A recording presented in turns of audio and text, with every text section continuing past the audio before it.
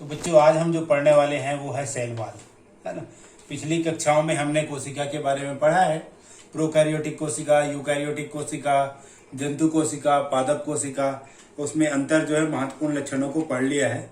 और आज से हम जो है जो सेल स्ट्रक्चर का पहला भाग जो है कोशिका है ना, सेल वॉल को पढ़ते हैं। तो सबसे पहला जो शीर्षक आज हम लिए हैं वो है सेल वॉल या कोशिका भित्ति। ठीक है, तो कोशिका भित्ति देखें तो मुख्य रूप से यदि हम देखें पादप, कवक, है ना, तो इनकी कोशिकाओं के चारों ओर, पादपों और कवकों के कोशिकाओं के चारों ओर, है ना, जीव द्रव्य के चारों ओर जो आवरण पाया जाता है उसी आवरण को हम लोग वास्तविक रूप में क्या कहते हैं, सेल वॉल या फिर कोशिका भित्ति कहते हैं, है ना। यदि बात करें तो मुख्य रूप से ये सेल्यूलोज किससे मिलकर के बना होता है, सेल्यूलोज, है ना, हेमीसेल्यूलोज और पैक्टिक पदार्थों का बना होता है। यदि इसके निर्माण की बात करें तो सेल्यूलोज, हेमीसेल्यूलोज और मुख्य रूप से पैक्टिक पदार्थों से मिलकर के बना होता है। प्रत्येक पादप कोशिका के चारों ओर एक आवरण पाया जाता है, उसको हम लोग सेल वॉल या कोशिका भित्ति कहते हैं। अब आइए इसकी संरचना की बात करते हैं। हम क्या करते हैं, कोशिका भित्ति की संरचना को देखते हैं। तो कोशिका भित्ति को संरचना को जब देखेंगे तो आप पाएंगे सबसे पहले जो बाहर आवरण है उसको हम लोग क्या कहते हैं, उसको कहते हैं मध्य पटलिका। उसको कहते हैं मध्य पटलिका।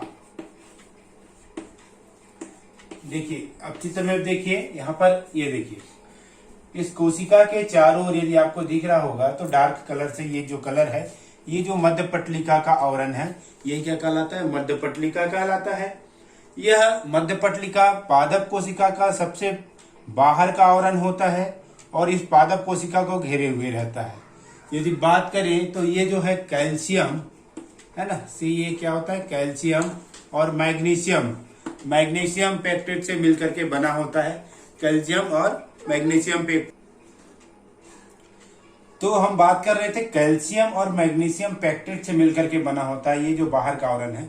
साथ ही ये जो आवरण क्या करता है, दो कोशिकाओं के मध्य सीमेंट की तरह जोड़ने का कार्य करता है, दो अलग अलग कोशिकाओं को जोड़ने के लिए कार्य करता है। ठीक है, इसके बाद आ जाती है दूसरी जो है प्रारंभिक भित्ति या प्राथमिक वॉल जिसको कहते हैं, प्राथमिक भित्ति। ठीक है, जो प्राथमिक भित्ति होती है वो यदि हम देखेंगे ये प्राइमरी वॉल है, तो जो मिडिल लेवल है ये मध्य पटलिका के जस्ट अंदर होती है। और रचना की बात करें तो ये भी सेल्यूलोज से मिलकर के बनी होती है, लेकिन इनकी जो कोशिकाएं कैसी होती है, कोमल होती है। मुख्य रूप से यदि बात करें तो इनकी कोशिकाएं कैसी होती है, कोमल होती है। तो ये हो गया प्रारंभिक भित्ति। प्रारंभिक भित्ति के बाद तीसरा है द्वितीयक भित्ति, सेकेंडरी वॉल, द्वितीयक भित्ति। चित्र में देखिए जिसको हम लोग क्या कहते हैं, यहाँ पे SW मैं लिखा हूं, ये सेकेंडरी वॉल है।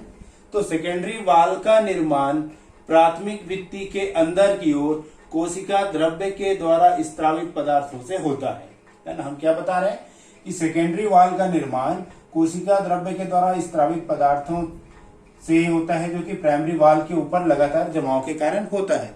तो इसको हम लोग क्या कहते हैं, सेकेंडरी वॉल कहते हैं। ठीक, यदि वास्तव में देखें तो ये जो सेकेंडरी वॉल है आप लोग देख रहे हैं ये तीन भागों से बटा है।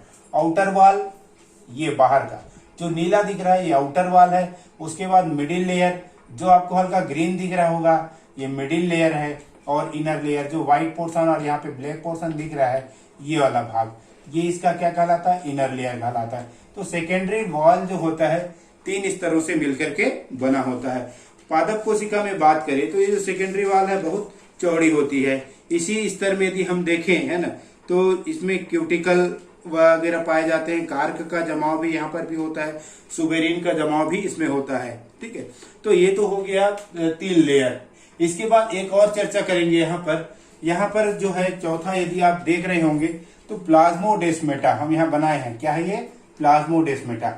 अब प्लाज्मोडेस्मेटा है क्या, दो कोशिकाओं के बीच, यदि देखें दो कोशिकाओं, जैसे ये दोनों कोशिका है तो इन दोनों कोशिकाओं के बीच एक गर्त पाया जाता है जिससे पदार्थों का आदान प्रदान होता है, उसी को हम क्या कहते हैं, प्लाज्मोडेस्मेटा कहते हैं। तो दो कोशिकाओं के बीच भोज्य पदार्थों का आदान प्रदान होता है।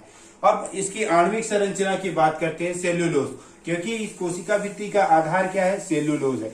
तो सेल्यूलोज की आणविक संरचना की बात करेंगे तो हम देखते हैं जो सेल्यूलोज होता है ना। आप जैसे कपास देखे हो, कपास के पतले फाइबर है, सेल्यूलोज है। तो सेल्यूलोज के लगभग 100 तंतु मिलकर के एक रचना बनाते हैं, उस रचना को माइसेली कहते हैं। सेल्यूलोज के 100 तंतु मिलकर के जो रचना बनाए उसको माइसेली कहते हैं। माइसेली के 20 तंतु मिलकर जो रचना बनाते हैं उसको हम लोग कहते हैं माइक्रोफाइब्रिल्स। क्या कहते हैं? माइक्रोफाइब्रिल्स।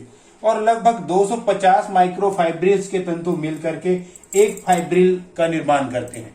एक फाइब्रिल का निर्माण करते हैं और यही फाइब्रिल कहाँ पाया जाता है? ये जो कोशिका भित्ति है इसमें प्राथमिक और द्वितीयक वाल में पाया जाता है। ठीक।